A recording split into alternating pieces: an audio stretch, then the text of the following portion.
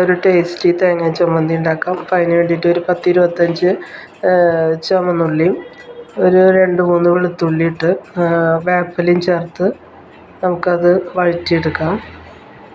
വല്ലാണ്ട് മൊരിയൊന്നും വേണ്ട, വഴന്ന് കിട്ടിയാൽ മതി. അപ്പോൾ അതിലേക്ക് നമുക്ക്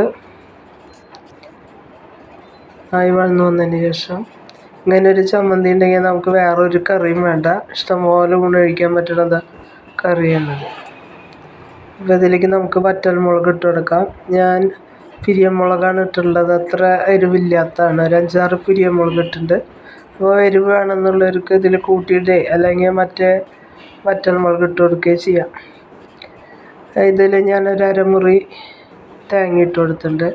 അതിപ്പോൾ ഇതിലേക്ക് ഇടണമെന്നൊന്നുമില്ല, അത് ഞാൻ ആ വെളിച്ചെണ്ണയ്ക്ക് അതിൽ പിടിക്കാൻ വേണ്ടി അങ്ങനെ ഇട്ടെന്ന് മാത്രമേ ഉള്ളൂ. നമുക്ക് മിക്സിയിലേക്ക് ഡയറക്റ്റ് ഇട്ട് കൊടുത്താലും മതി ഇതിൻ്റെ കൂടെ. ഇനിയിപ്പോൾ ഇതിലേക്ക് ചേർക്കാനൊന്നുമില്ല, നമ്മൾ ഉപ്പ് ഓൾറെഡി ചേർത്തിട്ടുണ്ട്. ഇനി പുളിവെള്ളമാണ്, ഒരു ചെറിയ നെല്ലിക്ക വലുപ്പത്തിലുള്ള പുളിയാണ് ഞാൻ അതിൽ ചേർത്തിട്ടുള്ളത്. അത്രയും വെള്ളം തന്നെ ചേർത്തിട്ടുള്ളൂ. പിന്നെ അതിൽ വെളിച്ചെണ്ണ ഒരു സ്പൂൺ ഒഴിച്ച് കുറച്ച് വേപ്പില ഇട്ട് കൊടുത്തു. നമ്മുടെ ടേസ്റ്റ് ചമ്മന്തി റെഡി.